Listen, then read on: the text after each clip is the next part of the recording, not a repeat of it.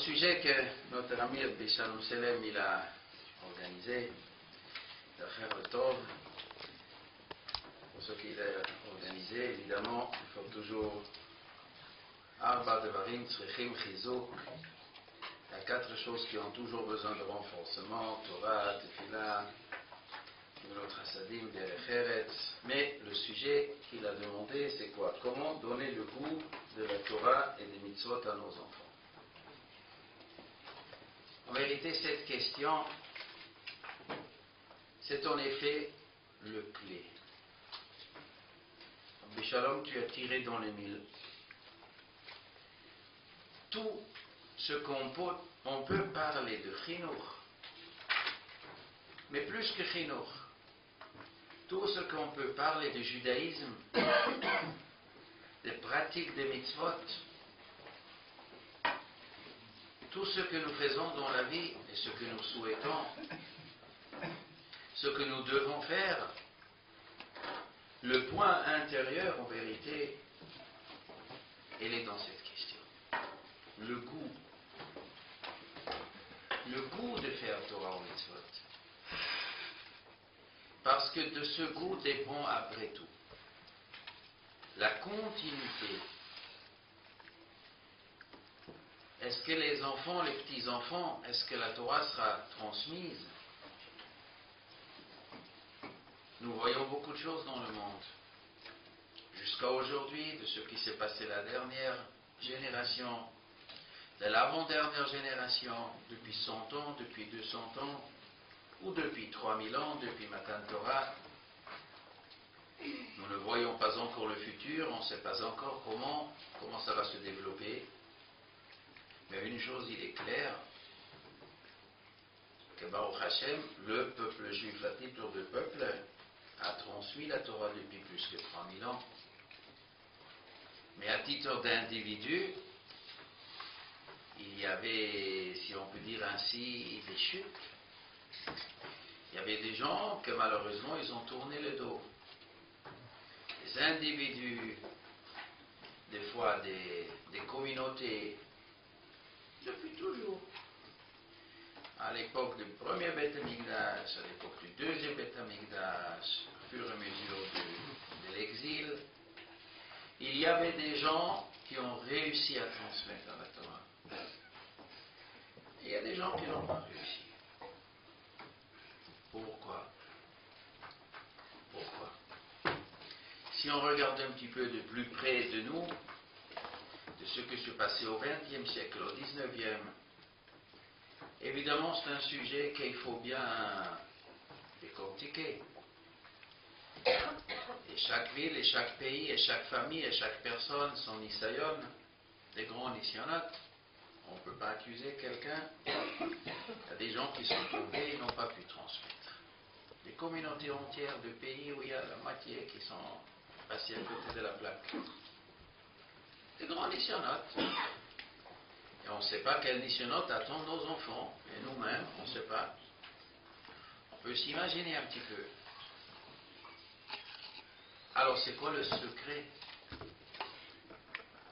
Le secret de rester attaché au judaïsme. Alors, Rabbi Shalom, toi, tu as demandé la question, comment donner le goût? C'est quoi un goût? Il y a un bon goût, ou il y a un mauvais goût. Un plat qui a un bon goût, on a de l'appétit. Un plat qui a un mauvais goût, alors si au moins on est convaincu qu'on est obligé de le manger parce que notre vie dépend de ça, alors on peut manger un mauvais plat aussi. Si on est moins convaincu, alors on ne touche pas à un plat qui a un mauvais goût. Ça c'est pour le plat, et comme ça c'est pour chaque chose. Un bon goût. Il y a le cheshek, la patience. On fait la Torah avec patience ou on le fait sans patience. On étudie avec patience ou sans patience. Quand on joue au football, quand on fait n'importe quoi dans la vie, on le fait avec goût ou on fait sans goût. est-ce qu'on se sent bien? Est-ce qu'on sent un bonheur quand on fait Torah Mitzvot?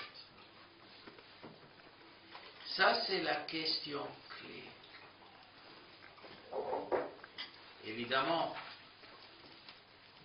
c'est pas en prononçant le mot bonheur, en s'imaginant, en disant je suis joyeux de faire une mitzvah, que forcément on est joyeux. C'est pas en prononçant le mot, c'est pas de la magie. C'est un ensemble. Si on veut donner un goût, comment donner le goût de la Torah, des mitzvot à nos enfants? Alors, avant de répondre à cette question, à nos enfants, il y a une autre question qu'il faut se poser. À nos enfants, attends, pourquoi à nos enfants? Et à nous-mêmes. Comment donner du goût à nous-mêmes? Est-ce que j'ai un bon goût quand je fais une mitzvah? Est-ce que je suis content quand je fais une mitzvah? David Melech, il dit, Sasanochi alimratecha kemotse shalal rav. Je me réjouis sur tes paroles, kemotse shalal rav, comme quelqu'un qui trouve un butin très, très cher. Alors, c'est quoi trouver un butin? Quelqu'un, il gagne, je ne sais pas, le loto à 1 million. Non. Probablement, il est content. Spécialement s'il avait des dettes jusqu'à maintenant. Il ne savait pas quoi faire. Il est content. Alors, c'est dire quoi? Que David Ameler, quand il lisait un passouk dans Tehillim, ou dans la Chumash,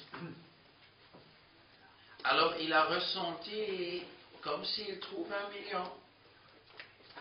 Alors c'est quoi? C'est de la poésie? Non, c'est pas de la poésie. La poésie, ça c'est chez Goethe, c'est de la poésie.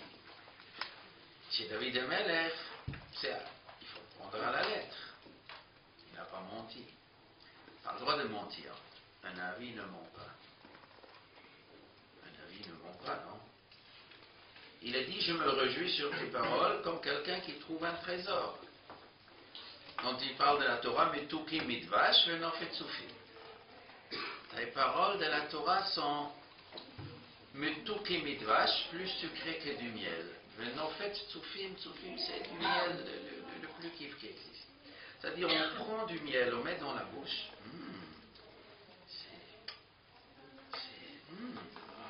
C'est-à-dire que David Ameler, quand il a pris une Mishnah, il a fait Shnaim Ochazim Betalit, comme Shnaim Ochazim Betalit, il a senti un goût sucré. Mais, c'est ça la traite, il a senti un goût sucré, mais plus fort, il a senti un sucre, un parfum qui le réjouit. Quand il faisait une tfila, David Amelech, Imratecha tes paroles, on dit Shema Israël ou Asher Yeshua Ve'emunah kol zot ve'kayam aleinu. Il a senti que c'est Metukim mitvash, c'est plus sucré que le miel. Comment il a fait? En vérité, c'est pour nous-mêmes. Si on a répondu, le jour qu'on aura répondu à cette question, comment nous-mêmes nous avons un goût. Après, il faut transmettre. Après, il faut transmettre ce goût. Mais comment peut-on transmettre un goût si on n'a pas goûté? Étudier de la Gemara et être content. Mais ce n'est pas seulement Torah et Mitzvot. Torah ou Mitzvot est construit sur quelque chose. Sur Torah ou Mitzvot, ça vit sur quelque chose. Ça vit sur des conditions de la vie, sur la compréhension du monde, sur ce qu'on vit. Est-ce Est-ce qu'on est heureux? Ou est-ce qu'on est malheureux? Est-ce qu'on est stressé? Est-ce qu'on est triste? En dehors de Torah ou Mitzvot. Si la Torah ou Mitzvot doit remplacer une amertume, si quelqu'un dans sa vie il est amer, un adulte comme un enfant, quelqu'un qui a faim, quelqu'un qu'on blâme, quelqu'un qui est énervé par des aléas de la vie qui l'en rendent amer. Et on doit trouver le réconfort dans Torah ou Mitzvot, c'est possible. Mais dans ce cas-là, la Torah ou Mitzvot doit faire... Le goût, il doit être super fort pour oublier ce qui a mal à la tête et quand même il veut être heureux. Il faut que ce bonheur, il a une double force de lui faire oublier le mal à la tête et le rendre heureux. Ça peut exister. Évidemment, il y a toujours eu des tzadikim que dans la souffrance et dans la peur et dans la famine, en milieu des persécutions, ils étaient heureux de faire Torah Mitzvot. Pour ça, il faut une grande puissance. Mais si on ne va pas chercher maintenant cette grande puissance, on va essayer de diminuer le Nisayon. Il faut déjà avoir une préparation pour être heureux. Pour être heureux, il faut des conditions. Et ces conditions sont souvent absentes. Chez nos enfants et chez nous-mêmes. Si on fait attention aux petits embêtements de notre vie, Herrera, il a parlé l'ambiance à la maison, entre les parents et les enfants.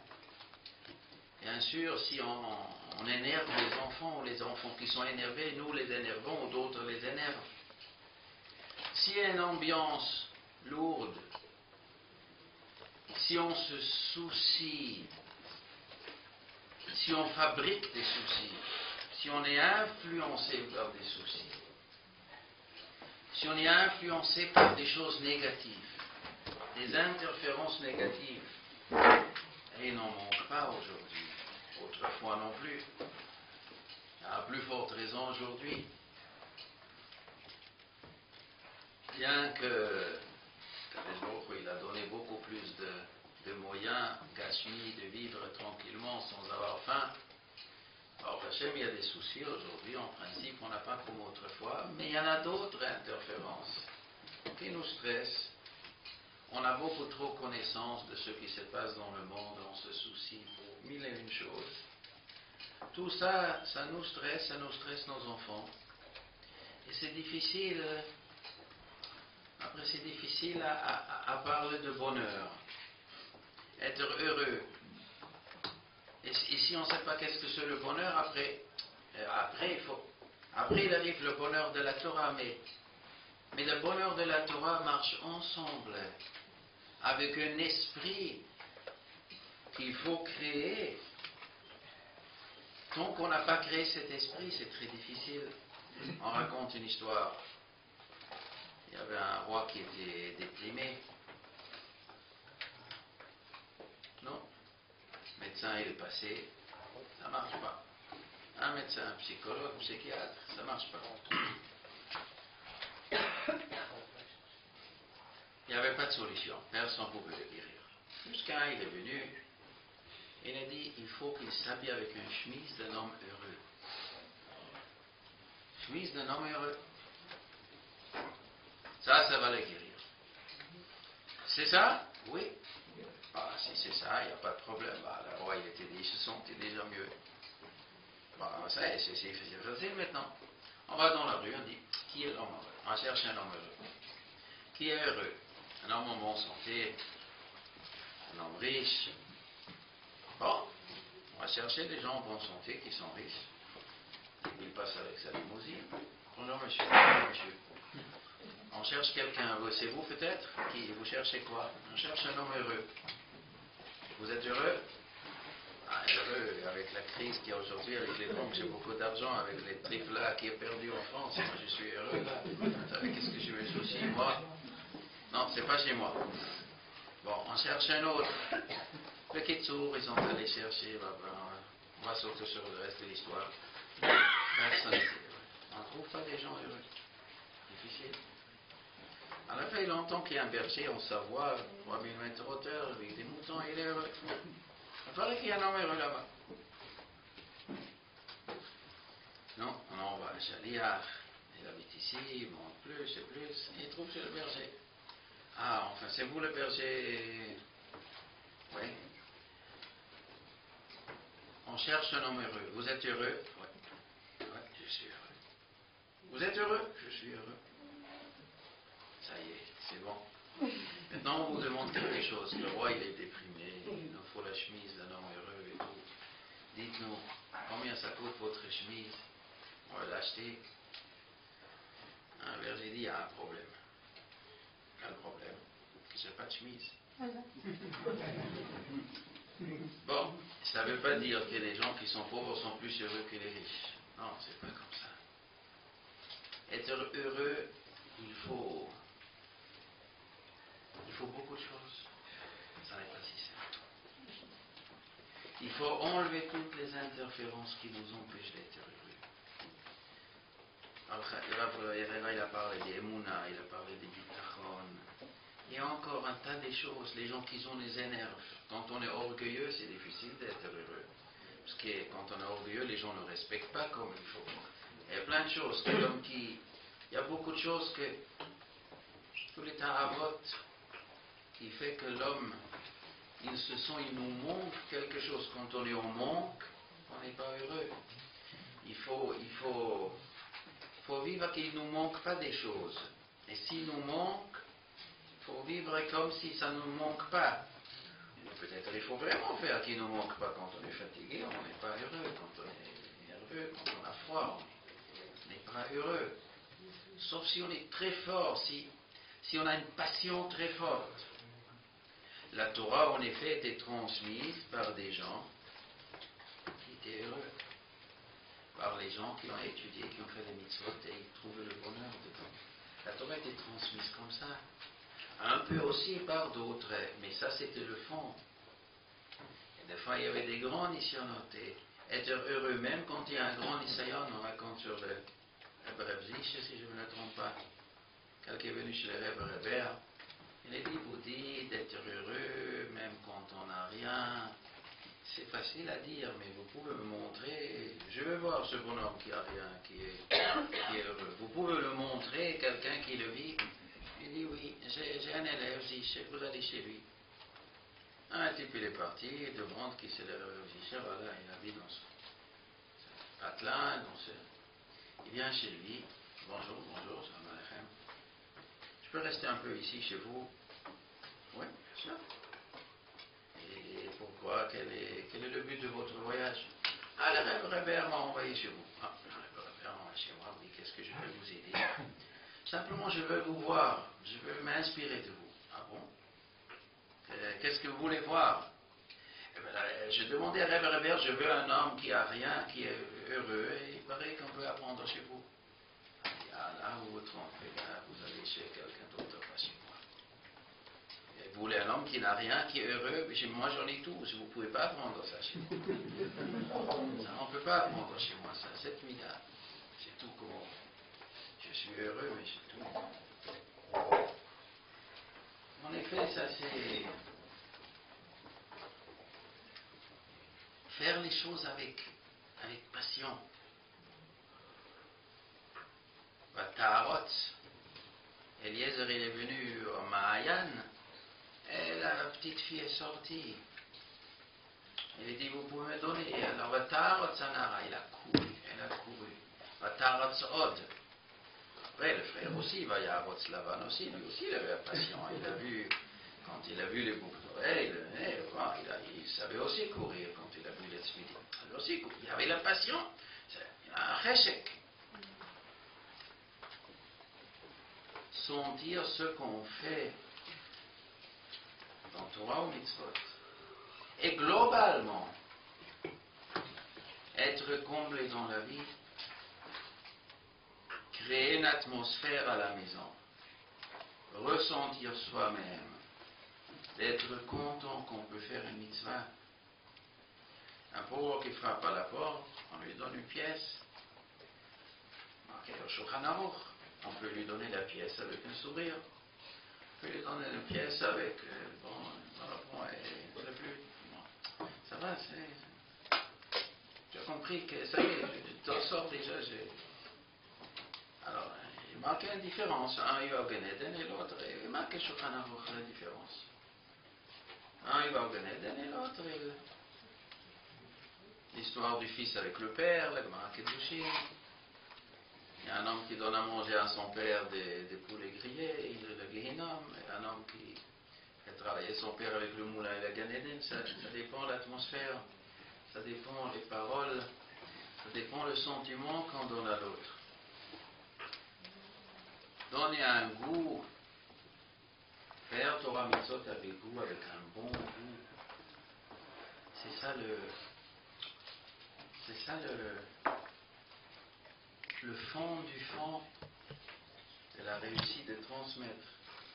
J'aime tout que vous avez pris attention à chanter, à déstresser les gens. On sait que j'aime tout, c'était une grande avoda. Parce qu'il a vu ce qui s'est passé dans le monde. Il a vu les juifs qui étaient pauvres, qui étaient déprimés, qui étaient tristes. Et les mitzvot sont devenus mitzvot anashim elumada, desséchés, faire Torah mitzvot. Les sentiments sont secs. Dans le monde, sentiments sont secs, c'est un grand danger à ce Shabbat. On peut partir ailleurs. On peut partir ailleurs. Le Or Sameach, il dit, quand on fait un chidouche dans la Torah, on a un bon goût faire un chidouche. Quand on achète un nouveau habit, on dit Shechianu, quelque chose de nouveau donne de la joie. Alors, ce maire, M. Hoffman, il dit, quand on étudie, on fait un chidouche. Quand on fait un mitzvah avec quelque chose de nouveau, on entend quelque chose de nouveau dans la Torah, quelque chose que je ne savais pas hier. Quelque chose qui est nouveau, un nouveau regard. Alors, ça donne de la joie. Quand c'est l'ancien, on répète l'ancien, il n'y a pas quelque chose de nouveau, ça risque de dessécher. Le judaïsme desséché risque de tomber après. Quand c'est mitzvot anashim elumada, ça c'est ce que l'Israël il a dit. Il faut un goût.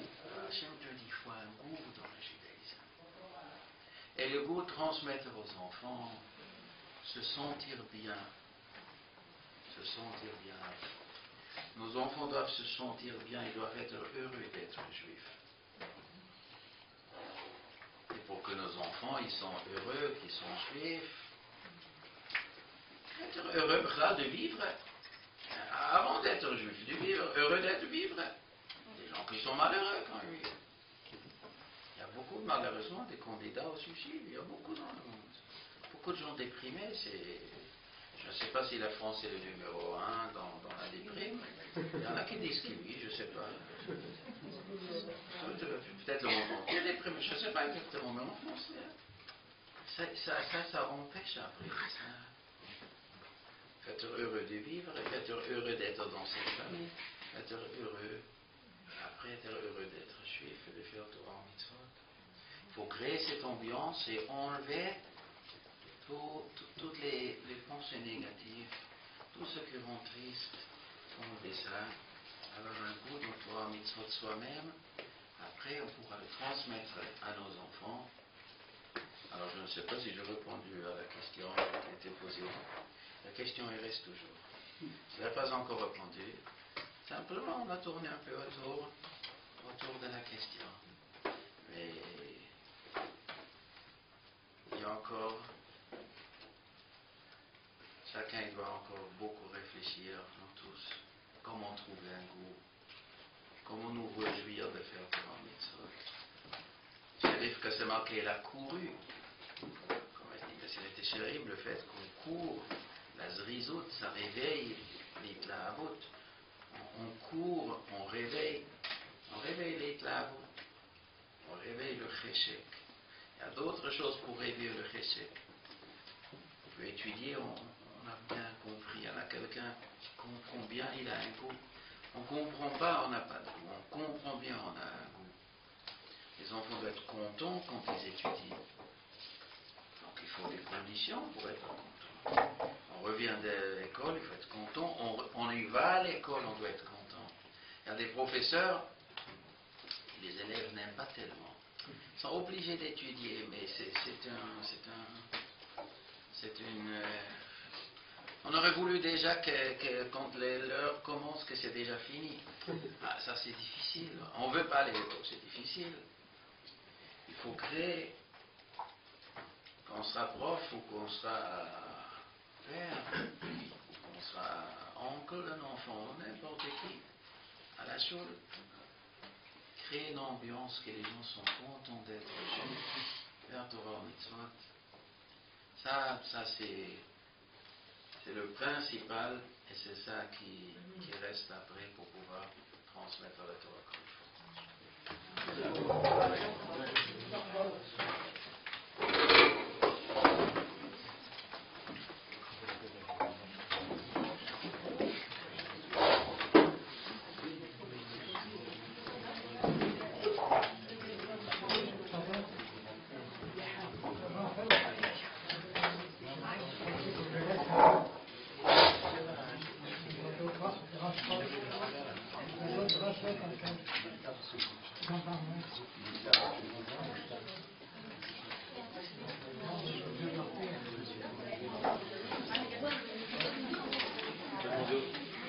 On va continuer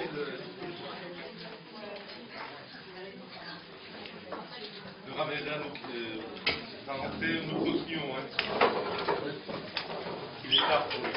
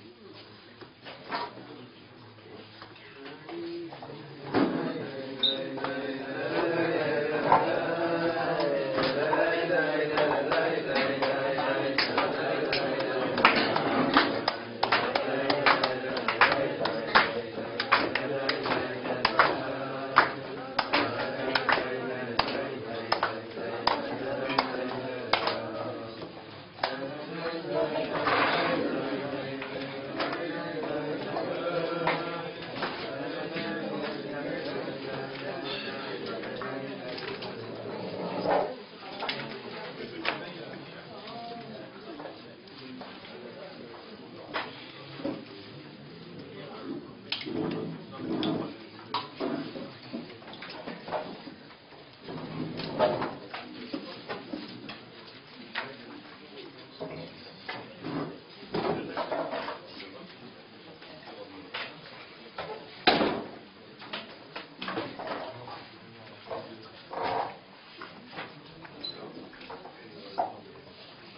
va continuer.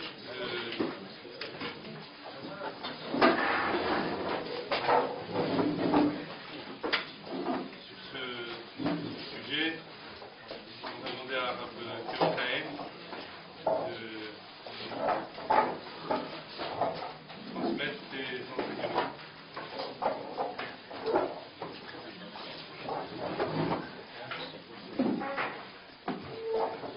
On va dire à France, donc après ceux qui vont précéder, donc après la Herrera et à France, c'est sûr que quand même aussi Goréa, donc c'est évident qu'il n'y a rien à rajouter, tout ce qu'on pourrait rajouter, ce sera pire.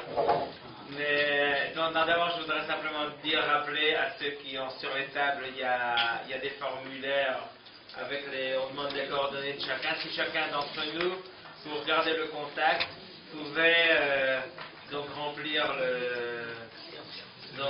le formulaire en question, donc ça me permettrait de nous retrouver comme ça d'une façon sympathique, d'autant plus qu'on fait aucun appel de fonds, bien que je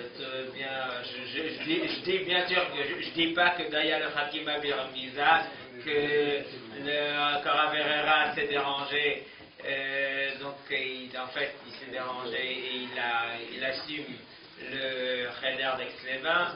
Donc chacun d'entre nous ne fait aucun appel, mais si chacun comprend qu'il voudrait faire quelque chose et me remettre ou remettre à quelqu'un d'autre ou envoyer ou quelque chose, si c'était proportionnel à la Msirot, si on devait participer proportionnellement à la Msirot Nefesh des gens, on mettrait beaucoup de zéros derrière sur nos chèques.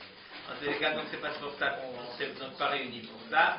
Et donc je voudrais rien rajouter, sauf donc moi, quand on m'a demandé de parler, évidemment, c'est pas en tant que moi-même, c'est en tant que fils de mon père, Zichrono Livracha, ceux qui ont donc connu mon père.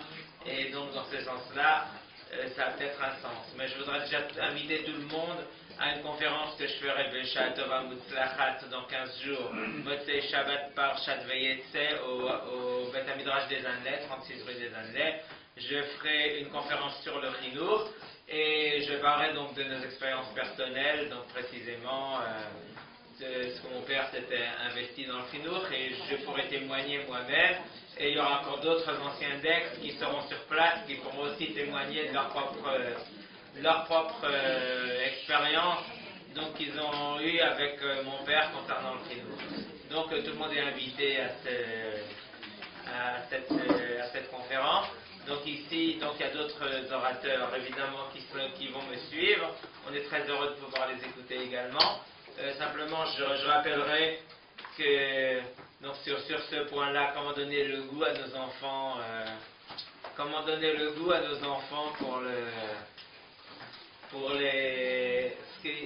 je crois que ce qui est essentiel, c'est que les enfants sentent, donc au niveau, donc on peut parler de beaucoup de points, mais de sentir que les choses sont impératives. Et en effet, je veux dire, même la force de la Torah, c'est ce que d'ailleurs les goïms qui nous entourent n'arrivent pas à comprendre à quel point c'est impératif par exemple pour le Shabbat, que quelqu'un est prêt à perdre sa place à cause du Shabbat, c'est quelque chose qui ne leur revient pas, c'est quelque chose l'impérativité des choses, cette puissance-là, c'est ça ce qui nous donne notre force, c'est qu'autour de nous, c'est quelque chose que personne ne peut comprendre, que les choses sont absolues, que la halakha c'est quelque chose d'absolu, qu'on prend pas on joue pas comme ci, comme ça, à peu près.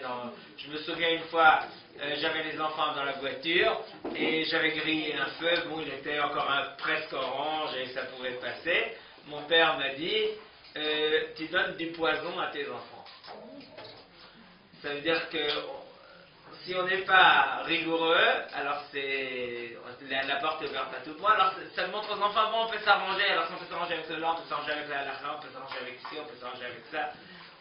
Si on n'est pas net, fluide, transparent, c'est pas la peine. Donc on fait passer la notion d'absolu à nos enfants, c'est quelque chose d'essentiel. Je sais par exemple, une fois mon père, pour une raison exceptionnelle, il a fait la fila à la maison, et ma petite sœur, elle ne savait pas ce que c'était les tefilines. Elle n'avait jamais vu, elle n'avait jamais de sa vie, elle n'avait jamais vu son père faire la tefila à la maison. Ça n'existait pas. C'était pas bon, ça peut arriver, on a un contretemps, on est en retard, on n'a pas pu. Je suis là de Tzibour. C'est quelque chose, et malheureusement, c'est pas dans tous les milieux, c'est pas obligatoirement le cas. Savoir Tfila de Tzibour, on sait bien que même quand il était en. Sentir la chose, c'est absolument. C'est impératif, c'est tout. Il n'y a pas, bon, peut-être on arrive en retard, on arrive comme ça. C'est quelque chose d'une rigueur, c'est quelque chose chez les enfants, ça passe. Si on voit la rigueur chez les parents, c'est évident que chez les enfants, il y a ce. D'ailleurs, j'ai un peu l'impression, peut-être c'est une parenthèse que je dis, peut-être je me trompe, c'est que dans les communautés à Paris, et c'est très bien, on essaie pour faire vivre les communautés, on fait des conférences, des shabbats pleins, des séminaires, des séjours, et c'est certainement très bien, mais en fait, on a l'impression que pour vivre la communauté, on a besoin de ça. Je crois que dans des communautés développées chez lesquelles les bâtiments se retrouvent matin, midi et soir pour Shacharit, pour Mincha et pour Arvit, on se retrouve à la choule. La vie de la communauté, je sais pas si on a besoin tellement plus. Je n'ai pas l'impression que j'ai l'impression qu'à Paris, on est peut-être un peu sous-développé à ce niveau, que donc pour résoudre la communauté, il faut faire des activités, et c'est peut-être très bien. Mais bon, je crois au niveau des messieurs, avec rien que se retrouver pour la tefila, si la tefila c'est quelque chose d'impératif, et de se retrouver chaque fois systématiquement 3 fois par jour, au moins 2 fois Shacharit ou Mincha Arvit, si c'est un impératif, la communauté n'a pas besoin d'activités annexes, etc. Bon, c'est sûr, il y a des shiurim, ça va automatiquement. Bon, si quelqu'un vient pour la tefila, vient pour un shiur. Mais j'ai l'impression à Paris, j'ai pas l'impression que dans des communautés plus mûres, en Europe ou en Amérique ou comme ça, on a besoin d'un tellement de choses à côté. Bon, pour les dames, c'est autre chose. Donc, pour les dames, effectivement, il y a les cours. On peut se dire que c'est vraiment très très important, c'est impératif. Mais pour les messieurs, je ne sais pas à quel point. Bon, il y a des gens, bon, si on ne fait pas de Shabbat plein, alors on va se sentir à l'extérieur. Peut-être, mais c'est qu'on a encore du travail à faire sur Paris. Donc, ça, c'est une parenthèse. Mais, donc, je vais déjà laisser. En tous les cas, c'est le côté impératif des choses. C'est quelque chose, c'est un message qu'on fait passer. Le goût, bon, il y a d'autres façons, enfin, Rav Herrera a très bien expliqué, et puis Rav Landrat a développé comment faire passer le goût des choses à nos enfants. Mais ce qu'ils doivent savoir, c'est que les choses sont absolument claires. Si les parents, si au niveau des parents, les choses sont impératives, c'est sûr que c'est des valeurs très fortes qu'on arrivera à faire passer aux enfants. Je vais donc laisser. Donc, je rappelle donc concernant ces papiers. Et également, il y a des Imre Cohen. Je suppose que chacun a le livre de mon père, les Imre Cohen. Si on a qui veulent l'offrir autour d'eux, ce sera. Enfin, on a fait une nouvelle édition. Donc, aussi, on aura la possibilité de l'offrir si c'est une éventualité qu'on a ici. On peut me remettre, c'est pour 20 €. On peut me remettre à moi-même ou à Hana ici présente. Donc on pourra, sinon ceux qui ont l'ancienne édition pourront prendre, il y a un petit fascicule où il y a le rajout qu'il y a entre la nouvelle et l'ancienne, pourront prendre les fascicules qui sont là sur la. Sinon il y a aussi des brochures à disposition, des brochures qu'on pourra prendre à la sortie ou sur les tables, donc ils sont aussi à la disposition de tous. Bien sûr on remercie Rabbi Shalom qui est à l'origine de tout ça et qui s'est beaucoup investi pour qu'on puisse se retrouver ce soir. On est certain qu'on lui souhaite vraiment que Alev et Atzlach, c'est quelque chose qu'on répond présent et on sera encore plus présent par d'autres rendez-vous des Grands Hachem. Amen.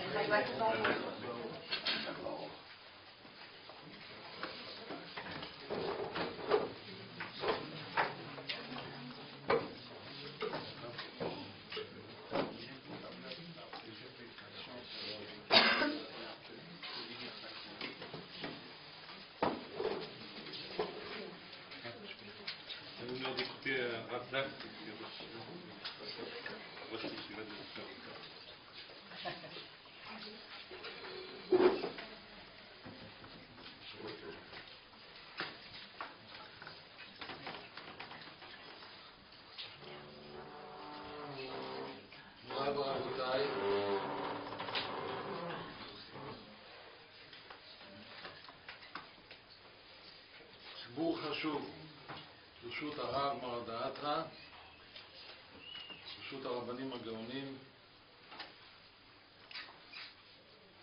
כמה מילים קצרות. הרב ביקש ממני שאני רוצה לתת לי כבוד. הוא אומר, אני צריך לדבר פה. טוב, כבוד אני אוהב.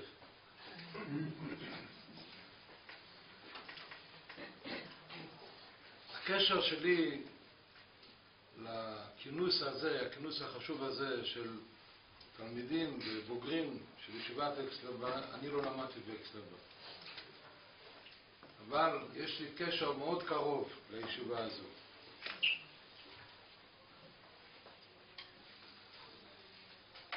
דבר ראשון,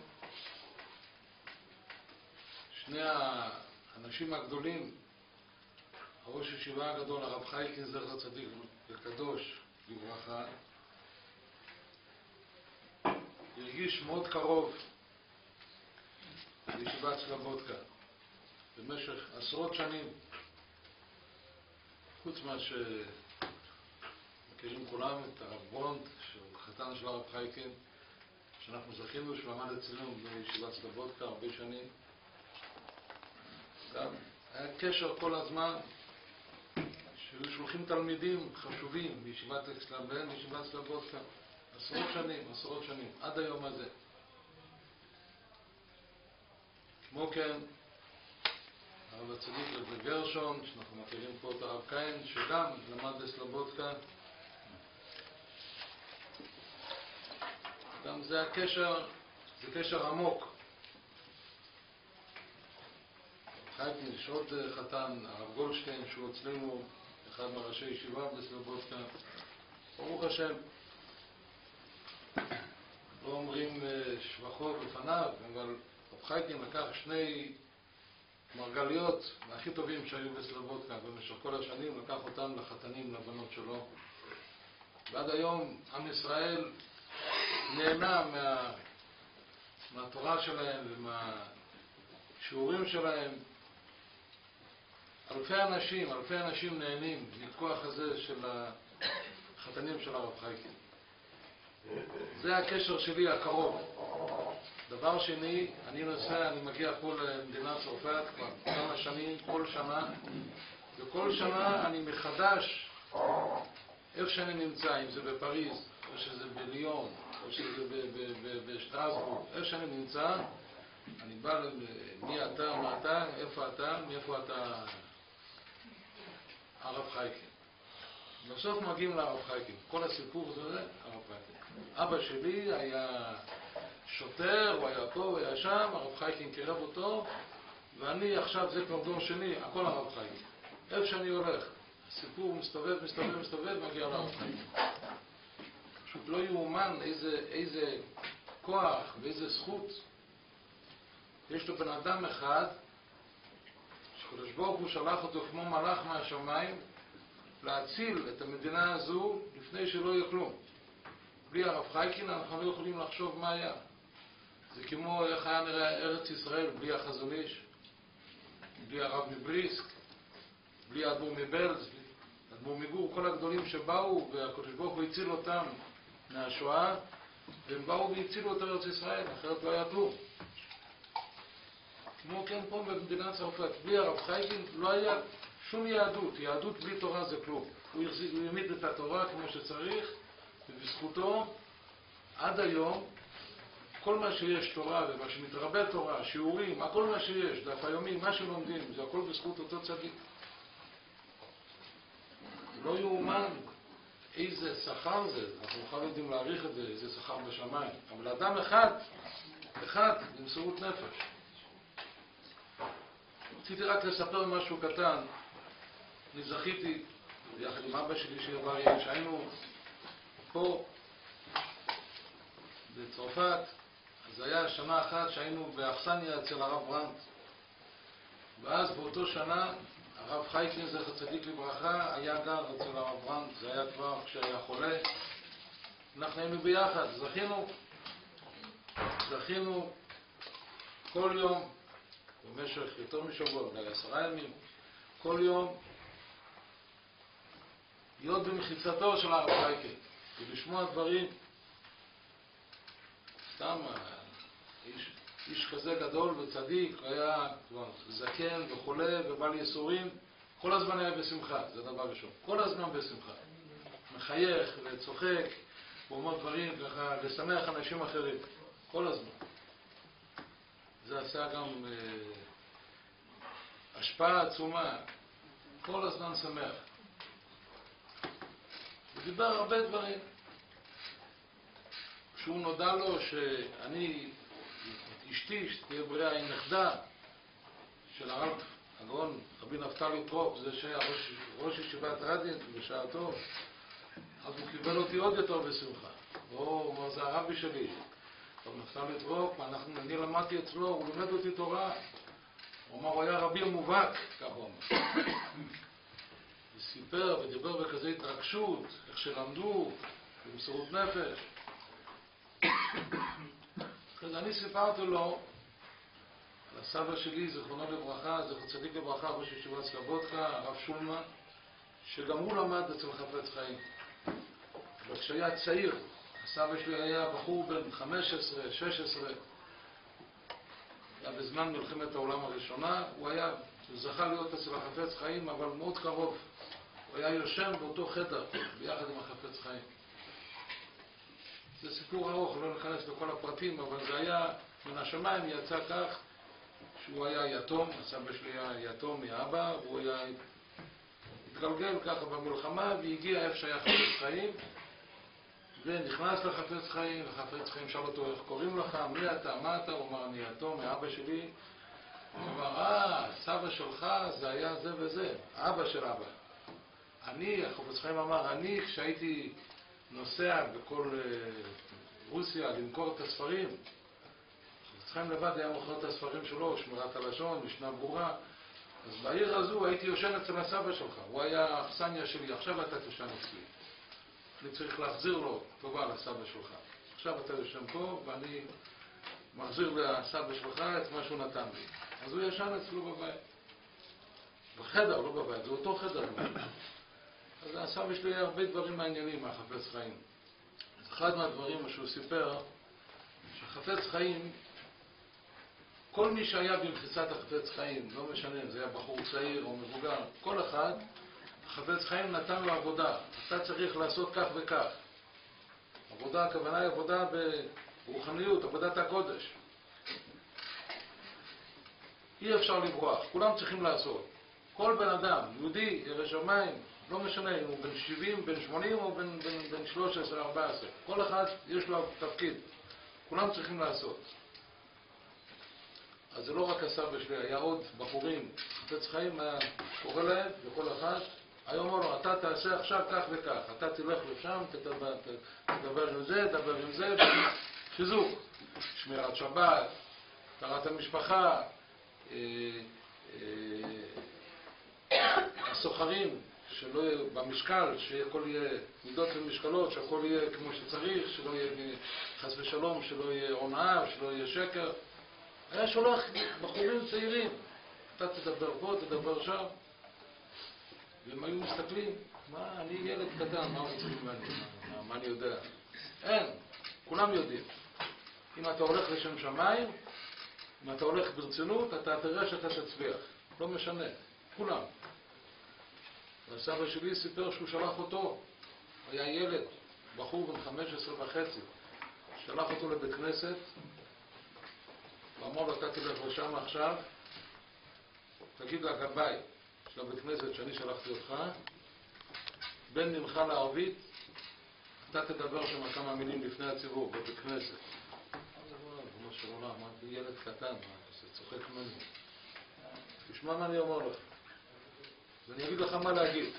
חפץ חיים אמר לו, איזהו מדרש, אתה תקרא את המדרש הזה, ואתה תסביר להם כמו שאני אומר לך, כך וכך, וזהו.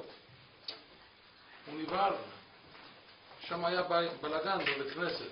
הרב של הבית כנסת, הציבור היה מזלזל בו, ולא נתנו לו את הכסף שמגיע לו בראש חודש, היה צריכים לשלם לו כסף. הם זלזלו, ואולי לא מה לאכול, הרב הזה היה מסכן. אז החפץ חיים שלח את סבא שלי, ילד בן 15 וחצי, שילך לבית כנסת שם, ושיעמוד על הבימה בין מנחה לערבית, ושידבר על הדבר הזה, שצריכים לכבד את הרב, ואסור שהרב יישאר ככה, רחמנא ליצלן, בלי אוכל. היה מפחד ללכת, ממש היה מפחד. אמר, אני מצווה עליך שתלך. טוב, חפץ חיים אומר, הוא הלך לשם, היה רועד, הוא היה גם נמוך, ככה, הולך לגבאי ואומר לו, יש לי שליחות. הוא שלח אותך, זה טוב, בוא. בין מנחה לערבית, הגבאי נותן תפילה, הוא אומר, מבקשים שכולם יהיו בשקט, הוא עולה למעלה, ומתחיל לדבר, הוא אמר, הוא היה רועד, בקושי הוא מוציא מילה מהפה, ממש מפחד מהציבור. והוא רואה שאנשים ככה קמים ומתקרבים, באים אליו, הוא חשב רוצים להרביץ לו. בסוף הסתבר, הם רצו לשמוע, הוא דיבר בשקט, הם באו קרוב יותר, הוא דיבר מה שדיבר, מה שהחפץ חיים אמר לו, והלך. אחרי שבועיים, 2 שבועות, החפץ חיים אמר לו, בוא.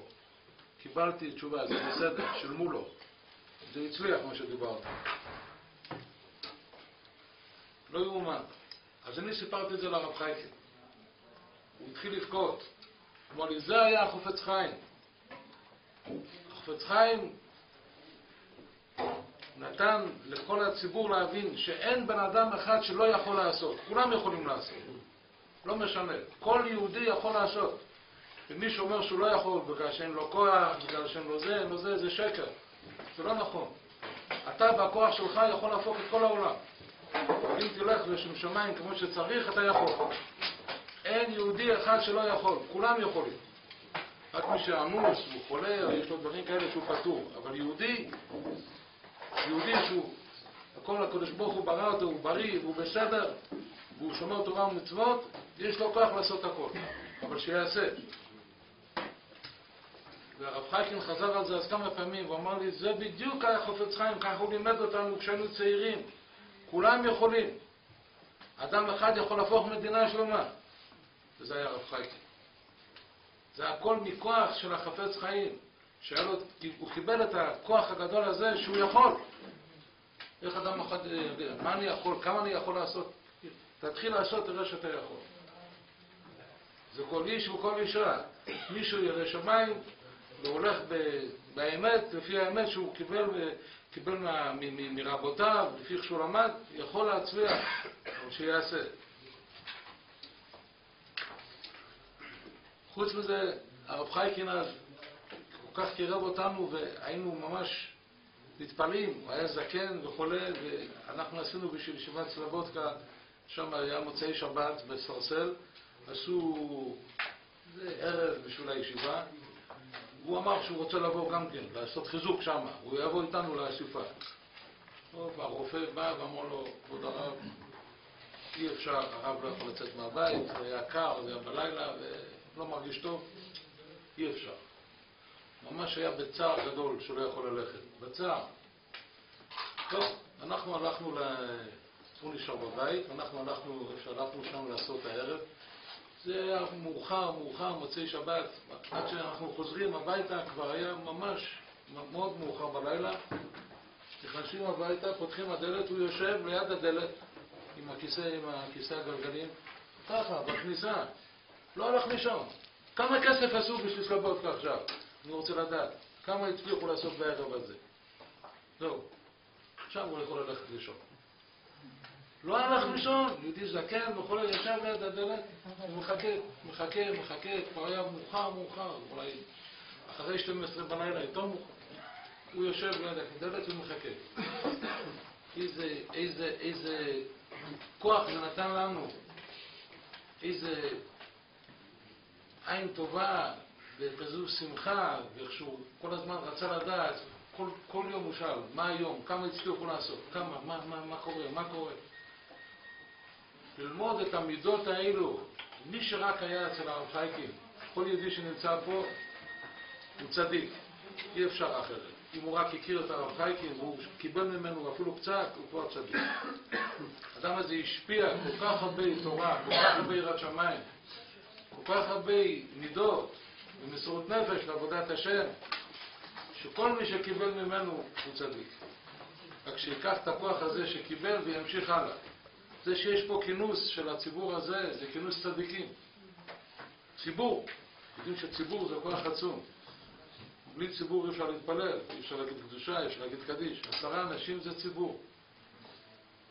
איך זה נהיה ציבור? למה זה לא 10 יחידים? יש 10 אנשים, כל אחד לבד. איך זה נהיה ציבור ביחד? אם כולם רוצים לעשות את אותו דבר ביחד, זה נקרא ציבור. 10 אנשים רוצים להתפלל מנחה. אז כל 10 רוצים להתפלל מנחה. אז זה לא נהיה, זה לא 10 יחידים, זה נהיה ציבור, עם כולם אחד. כולם רוצים את אותו דבר, אבל בדיוק אותו דבר. זה נקרא ציבור. אם אחד רוצה להתפלל מנחה, ואחד ערבית, ואחד רוצה ללמוד, ואחד רוצה לשתות תה, זה לא ציבור. יש 10 אנשים, אבל כל אחד לחוד. אבל כשכולם עושים את אותו דבר, זה ציבור. וציבור זה כוח עצום. בגמרא, כשיש ציבור, זה לא רק תפילה, הכל נראה אחרת.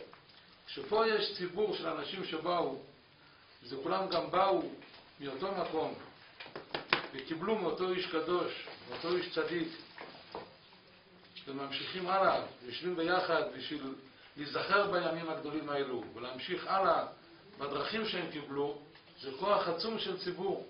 אנחנו צריכים הרבה כוחות, אנחנו עכשיו בדור קשה, עם הרבה תהפוכות, עם הרבה קשיים. איך אמר לי מישהו, טוב שאתה לא קורא בעיתון ולא שומע רדיו, זה בלגן בכל העולם. כל יום לא יודעים מה הולך להיות. מדינה זו, ופה שקט, פתאום יש רעידת אדמה, מתחיל ליפול. לא יודעים, הקדוש ברוך הוא מסובב את העולם כמו סיר של צ'ון, מה זה צ'ון? חמש, ככה, מערבבים כל הזמן, לא יודעים מה יש. לא יודעים. מה יצא? בגמרא, מה יעשה האדם וינצל מחברו של המשיח? יעסוק בתורה וגמילות חסדים. הכינוס הזה של היהודים היקרים האלו, שנזכרים בימים שלמדו ביחד, למדו תורה, ולמדו מידות, ולמדו מה זה חסד, למדו מה זה למסור את הנפש בשביל השני, זה מה שצריכים לחזק עכשיו. זה ייתן כוח לכל עם ישראל, שכולם תתקרבו לקדוש ברוך הוא יותר, ושאז כולנו נזכה מהר, שקדוש ברוך הוא ירחם עלינו וישפט את משיח צדקנו, אמן.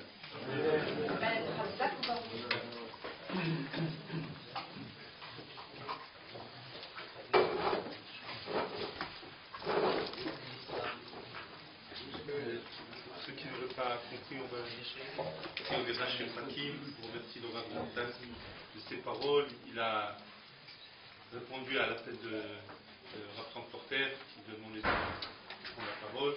Et il s'est senti concerné par cette petite réunion, par le fait qu'il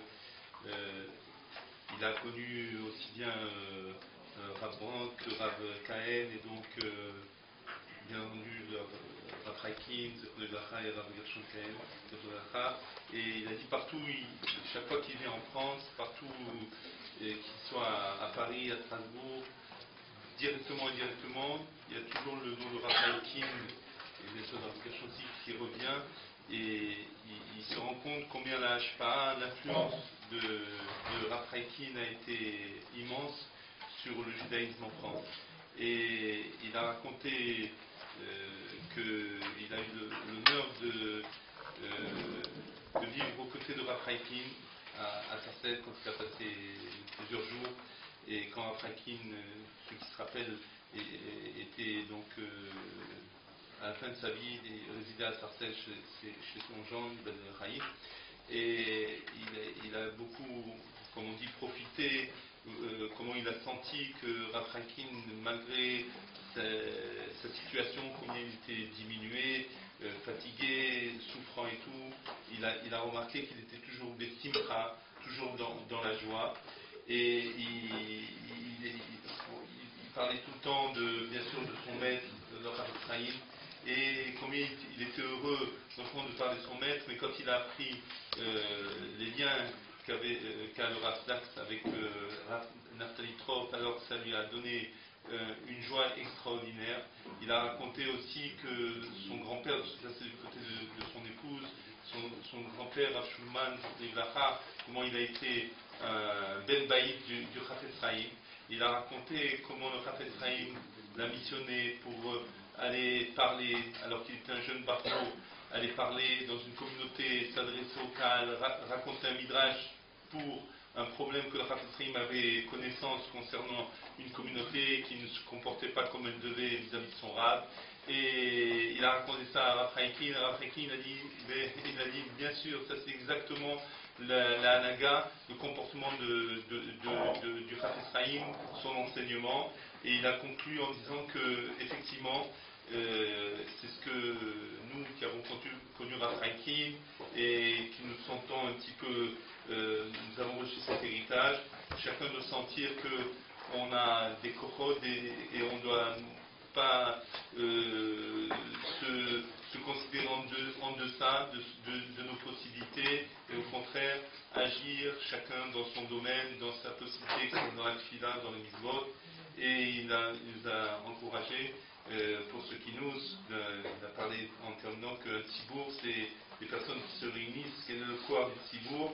C'est pas d'être un certain nombre de personnes présentes, mais on veut faire ensemble une tfila, une étude, et donc il nous a félicité de nous être réunis. Maintenant, on va demander à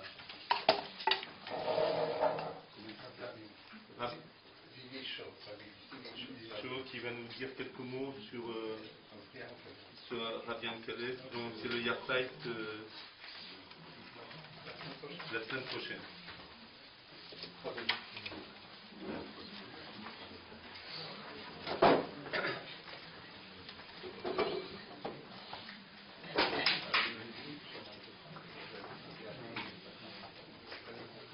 אני אשתדל לקצר מאוד בקצר, מול האסטר, הצדיק, פרנקפורטר, בשיס קרבונים, וכל החשיבים שנזכרתי לחזק, יכול לומר על מעמד כזה בורך המקדש שמוי ברבים, כמו ששומי מקודם מהרב החושה בשיב של סלובודקה, שכל דבר שברבים, בפרט כשבוהם מקדש שם שמיים, יש לזה כוח גודל. Hein keil kabel la yemas, gemode אימרש, כוח הצידר זה נוירן הלועס. שיבס יוחד זה נזכבו, עשו את צייר סימן שיבה, כוח הרבים, לסחזיק בפרט כששומי מקדילס, בקדישס, הצדיקים, הקדושים, רב חייקן, רב ריבמן, ממש, מעמד נוירן, השתבלי קצה. Kusse de Parche Sie, Chai, Suru.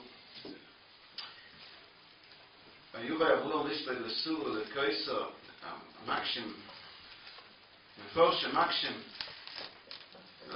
Yemai Abchi, de Koidem Yemai Hespes. Lumul Atoire Meshane Lispel de Suru, de Koiso. De Gemurre ist es, Shishune, Sifre Chaim, Sifre Meisen, Niftuchen. Maxim, Mail ist Sifre Chaim, Niftuchem, aber לא ספר מייסר נכתובים. אבל במעמד כזה יכול לפרש מהאנשים כוסה בסבורם שספר מייסר נפתוחם בגלל שכל התשיבה, לכל המעשים טובים שהחיים עושים